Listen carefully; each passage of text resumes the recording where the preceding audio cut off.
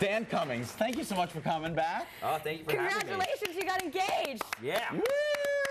Good stuff. Scott's upset. Yeah, I'm a little upset because. All right, so tell us all about your fiance. It's good. Like I was married before. She's in costume design and fashion kind of production is what she does. But we're very realistic. Like I'm 36 now. I was married when I was younger, and I feel like this has a lot more legs because it's like we have expectations. We put them out there. Like we're very verbal. Good. Like we both worked out when we met, and there's a complete expectation that will continue. Like to the point that we had an actual conversation where it's like if one of us chooses to let themselves go, that person can choose to find a new place to live. That's beautiful. We should mention that you are a comedian. You're going to be at the Funny Bone, and that's why you're here. Yes. But, I'm not just we here appreciate that. to talk about Lizzie. Does your wife laugh at your jokes? Does she think you're funny? Yeah, she does. I make fun of her, and she actually lately I've been playing a voicemail of hers on stage. Really? Just kind of talking about like that communication difference that tends to exist between men and women. Like story-wise, like I feel like a lot of women complain about like men not listening enough. What? Yes. I don't know what you're talking about. And I feel like men would listen more if women like worked on learning how to tell better, more interesting stories. I think you're absolutely right, Dan. Which is and I just use the example of like Lindsay, like my story's very short to the point, like typical guy stuff. Her story's like heavy on details, right? Like if she asked me did you get what you needed at the store? Here's my story / answer. Yeah. Yeah. If I ask her the same question, 5 minutes of details.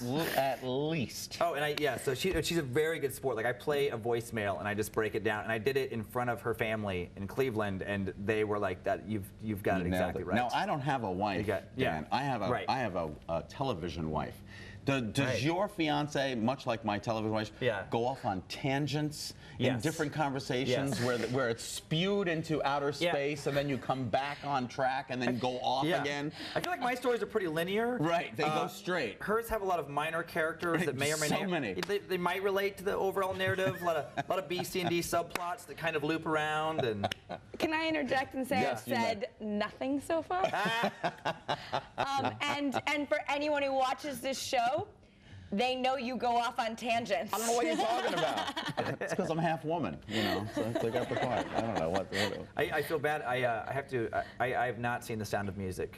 You too? Me too. Yeah. What is going on? The Hills are alive with it. You can watch it on NBC now. I feel like if Trey Parker and Matt Stone don't have something to do with it, I'm not going to see a musical. Isn't that amazing? I'm just amazed by this. The cultural shock. You're 36. You're not. I know. I mean, I know. Like you're 12. I'm not exactly. I don't know what's. Maybe you can now's work the that time. into your routine. Now, you come from cold places. Is that true? I do.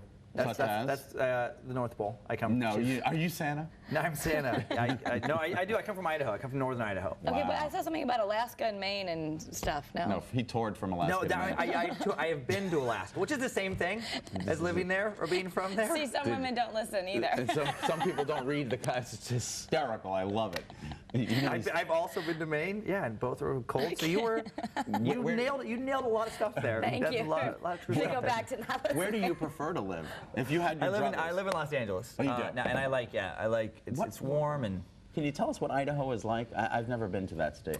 Northern Idaho is pretty. It's very reclusive though. Like I grew up in a town of 400 people, an hour from a stoplight. A lot of celebrities choose to live there, I guess, because you can do that. A lot of celebrities choose to live there like a week, a year. Okay. Yeah, and then they're like, I had my beautiful cabin experience, and it's like now I need to get back to civilization. Right. And people who can talk about more than 18-wheel trucks and do other things it's very blue collar. It's very, it's cool. like, it's working class, and God bless them. Yeah, exactly. Are you folks still there?